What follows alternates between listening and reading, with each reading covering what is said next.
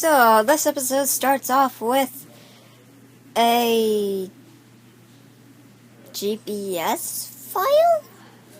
I mean, I know the Cutie map is really interesting and all, but it just kind of reminds me of a GPS. Kind of reminds me of Siri, even. Anyways, let's carry on with the plot. So, interestingly, Twilight is actually confused about having the castle, which Rainbow Dash represents. I'm not going to tell you guys because I forgot on how they got the castle. And that's actually a pretty good summary of the season 4 finale. That is true. So anyways, the map wanted them to go to, what was that town's name again? Yes, but is that all? I mean, I really love this episode, but why not give this town a name? I mean, is it not specific? Is it not that important? I mean, it's the main setting of this place. At least you can just give it a name or something.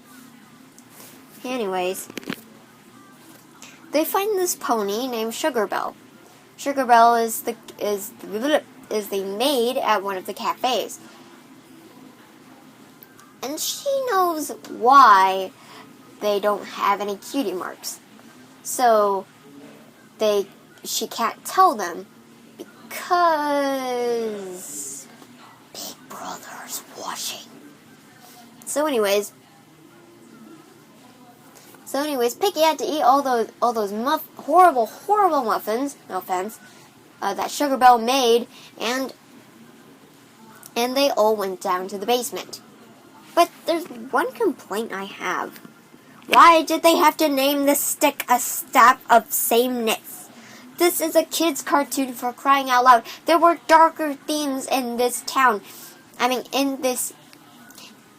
There were darker themes other than this episode. You could just give it a creative name like the Staff of Equality or something.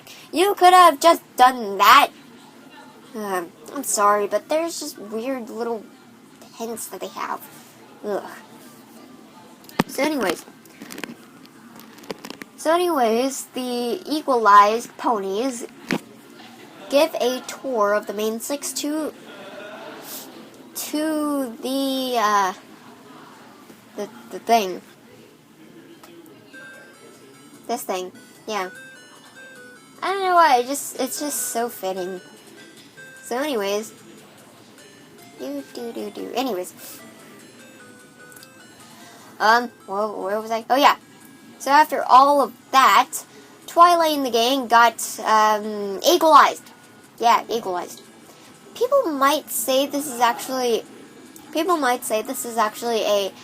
a similar thing to how, I forgot his name, how in this character of Avatar and the Legend of Korra has the same thing. Personally, some people disagree, but I don't care. It's how they take bending away, they take elements away instead of bending, so it's less cooler. So anyways, after a mumbo-jumbo insane asylum talk with the main six, they want Fluttershy, of all people, of all ponies, to go out and go spy. Sadly, she doesn't have that cute spy outfit. That sucks. Anyways, so basically, this was actually a very interesting episode with a new villain, not just a power-hungry maniac, not just a crazy lunatic, not just a crazy controller. No, this is just an ordinary pony. This is an ordinary unicorn, which is actually very interesting, because you know why? You want to know why? Because mostly we don't see a character like that that's actually a pony. We just get side characters that are from other species. mostly the main baddies are just the main baddies and the main characters. And so it's very interesting to have just a simple unicorn hold this much power. And I like how the main six don't... And I like how the main six aren't... why can't I see it? The simple thing. Okay.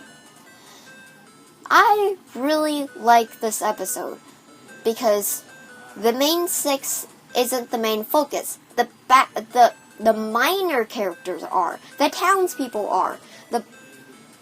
Finally, the main six don't have to work their butt off to freaking use the power of friendship to, well, just beat up some ordinary pony. And I'm very excited for Starlight Glimmer's comeback, as we've seen her in the background and what's that episode called? Amending Fences. There we go. Hopefully we get to see Starlight Glimmer again. Hey, that's the first time I've ever done stuff. That's the first time I've ever said her name correctly. So anyways, I'll see you guys in the next video in the Triforce booth, and hopefully this was much, much, much better than the last one, because the last one, I was just going crazy and stuff. So anyways, in the Triforce booth with you for the second time. Bye-bye.